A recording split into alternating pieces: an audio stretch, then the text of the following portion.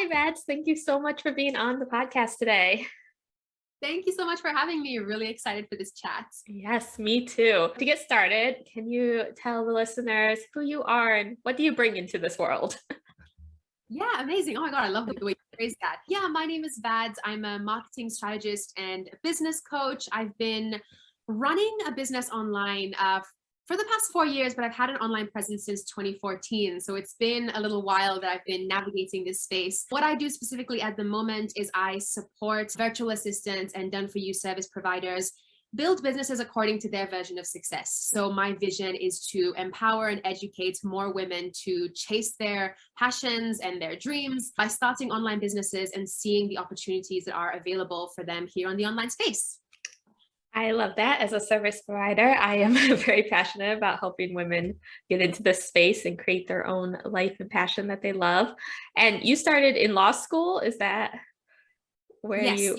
yes. I went to law school, and that was when I rebranded myself as Vanilla Vadz, and that's when my current career, I guess, started, took off. Yeah, That's a kind of big jump from being a lawyer to now. huge. Yes, it Yes. was a huge leap. Yeah, for sure. Yes. So when we connected, we talked a little bit about this human first sales approach, which I love that you have. Can you explain to the listeners what that is?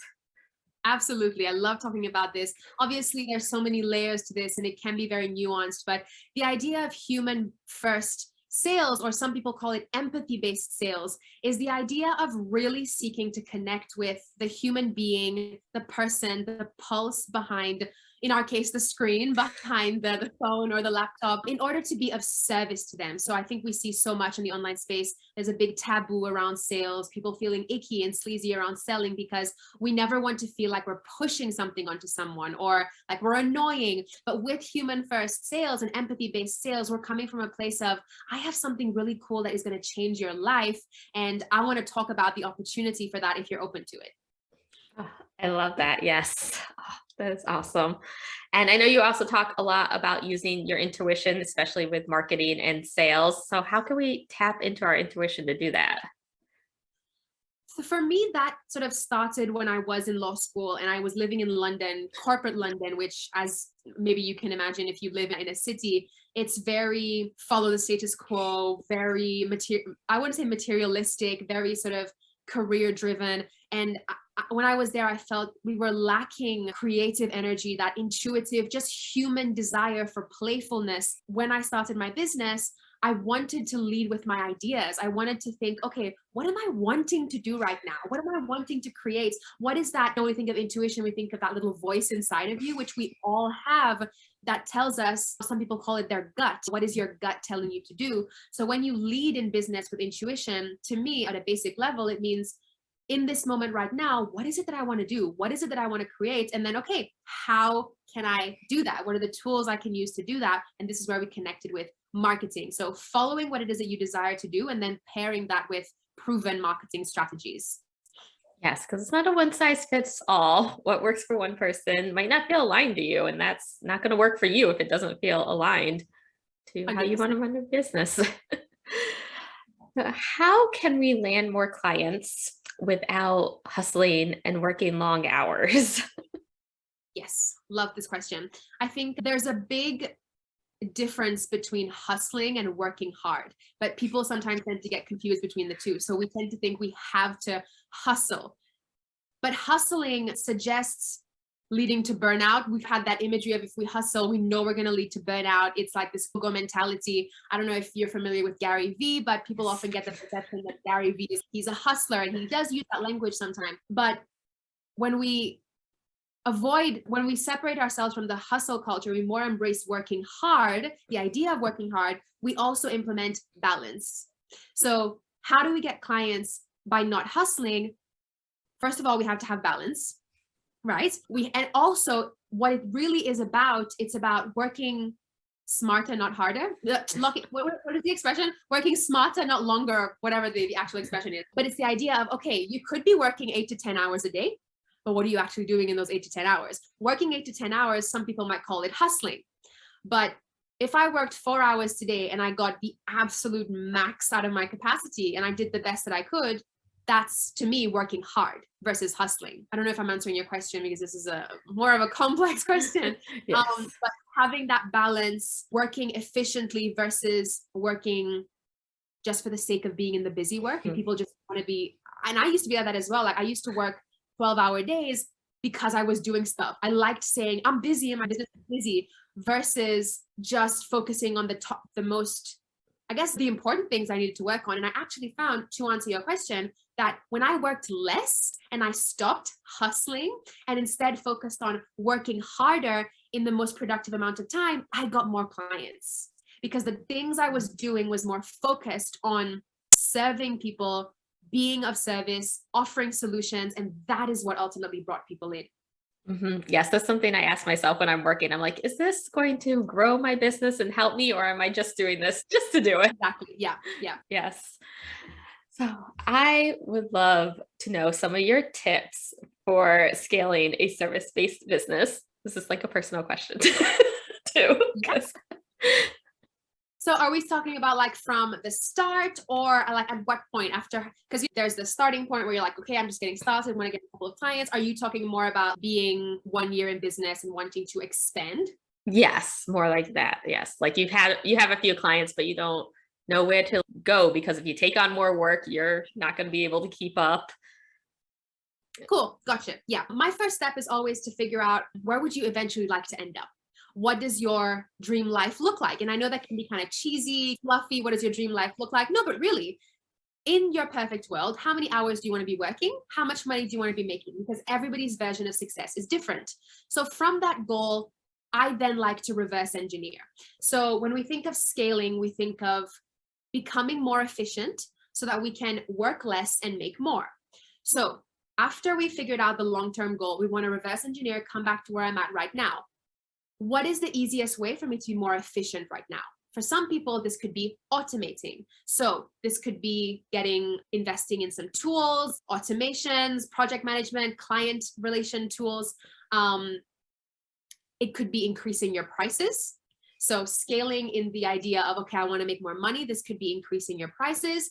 Scaling in the sense of, I want to have more time. This is a very pivotal moment where you decide and you have to tell a client, hey, I'm not offering this service anymore. Or, hey, I'm actually changing this around anymore. I'm going to decrease the amount of time I work, but I'm upping the value. So I'm increasing my rates.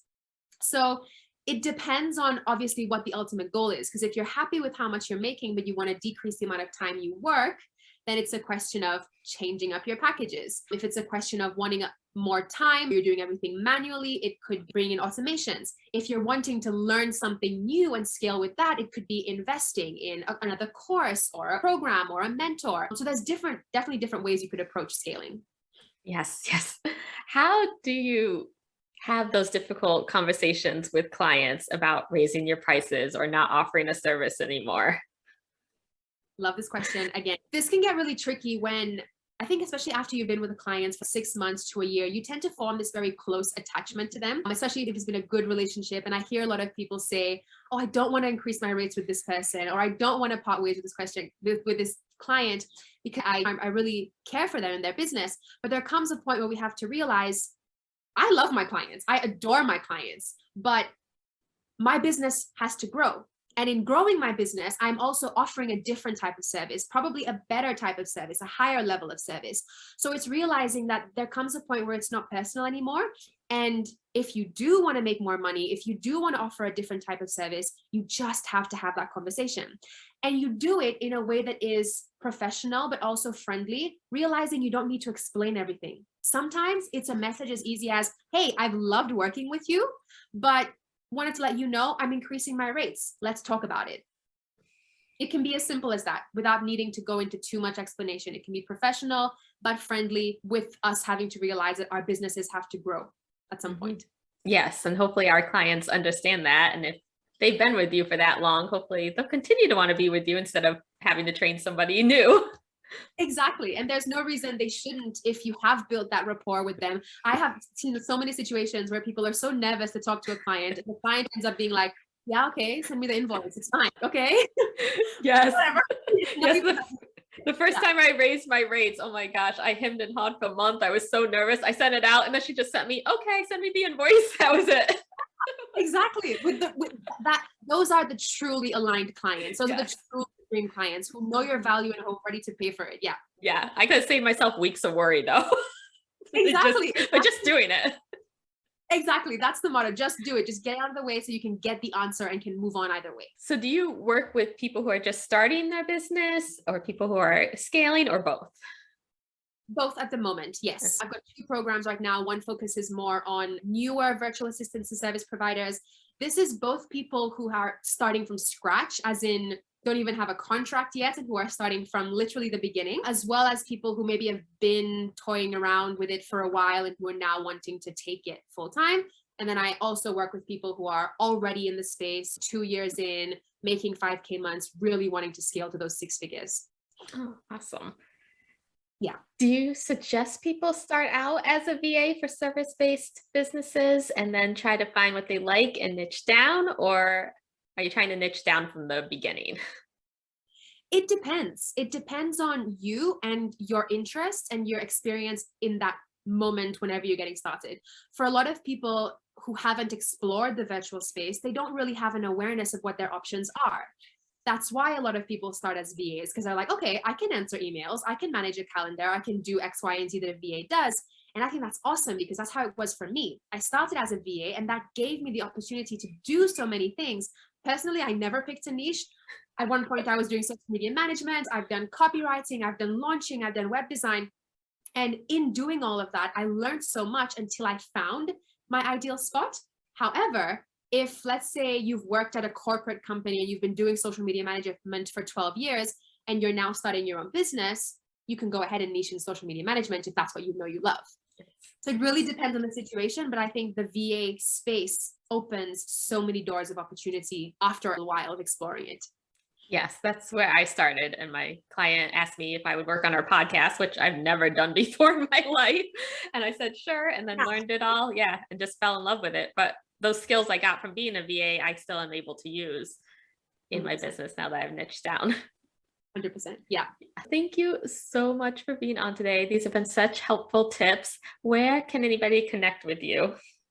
Yes, of course. So I'm on Instagram. You can find me at vanilla_Vadz, vanilla VANILLA_Vadz VADZ. You can find me on Facebook, on Pinterest, on LinkedIn, and my website is www.vanillavadz.com.